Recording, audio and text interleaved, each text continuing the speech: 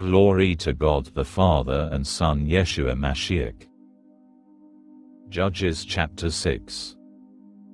Israel does evil in the sight of the Lord. But the people of Israel did what was evil from Adonai's perspective, so Adonai handed him over to Midian for 7 years. Midian exercised its power harshly against Israel, and because of Midian the people of Israel hid themselves in mountains, in caves and in other safe places. One time, after Israel's sowing season, Midian, with Amalek and others from the east, attacked them. They set up camp by them and destroyed the produce of the country all the way to Azar. They left nothing for people to live on, no sheep, no oxen, no donkeys. For they came up with their cattle and tents, and they came in as thick as locusts. Both they and their camels were beyond numbering, and they came into the land to destroy it. Israel became very discouraged because of Midian, and the people of Israel cried out to Adonai. When the people of Israel cried out to Adonai because of Midian, Adonai sent a prophet to the people of Israel, who said to them, Adonai the God of Israel says, I brought you up from Egypt, out of a life of slavery. I delivered you from the power of the Egyptians and from the power of all your oppressors. I drove them out ahead of you and gave you their land. And I said to you, I am Adonai your God. You are not to be afraid of the gods of the Amori in whose land you are living. But you paid no attention to what I said. God calls Gideon. Then the angel of Adonai came and sat under the pistachio tree in Ophrah that belonged to Joash the Abiezri. His son Gideon was threshing wheat in the winepress, in order to hide it from Midian. The angel of Adonai appeared to him and said to him, You valiant hero, Adonai is with you. Excuse me, sir, answered Gideon, but if Adonai is with us, then why is all this happening to us? And where are all his miracles our ancestors told us about when they said, Didn't Adonai bring us up from Egypt? For now Adonai has abandoned us and handed us over to Midian. Adonai turned to him and said, Go in this strength of yours and save Israel from the hands of Midian. Haven't I sent you? But Gideon answered him, Forgive me, my Lord, but with what am I to save Israel? Why, my family is the poorest in Manasseh, and I'm the youngest person in my father's house. Adonai said to him, Because I will be with you, you will strike down Midian as easily as if they were just one man. Gideon replied, If indeed you favor me, would you mind giving me a sign that it is really you talking with me?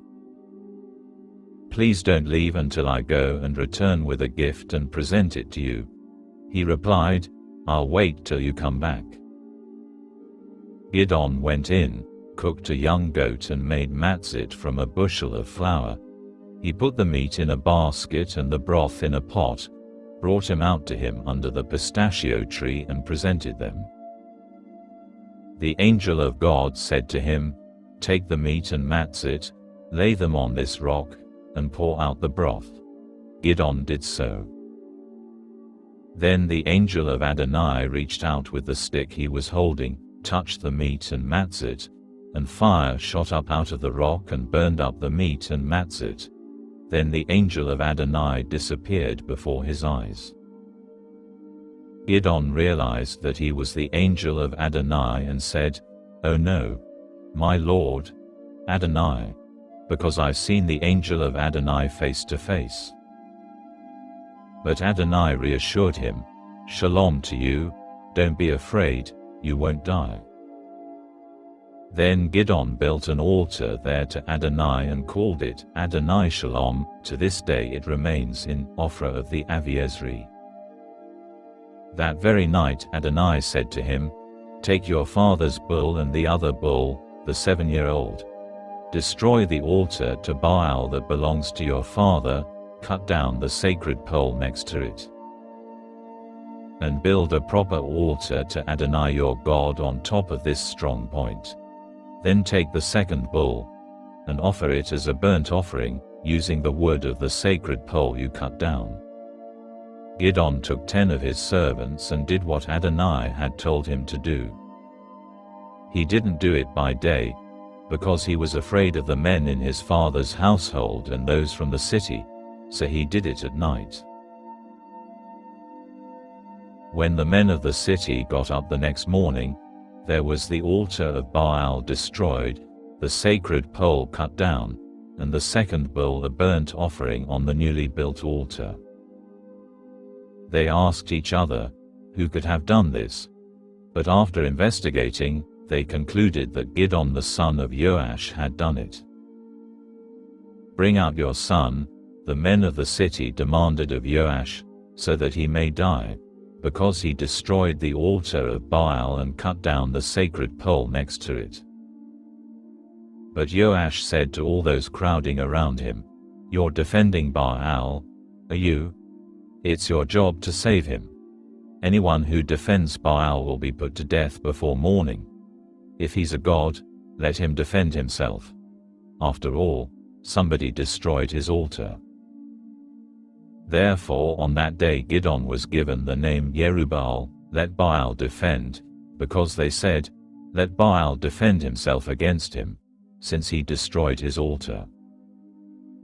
Now all Midian, Amalek and the others from the east joined forces, crossed the Jordan, and set up camp in the Yisrael valley. But the spirit of Adonai covered Gideon.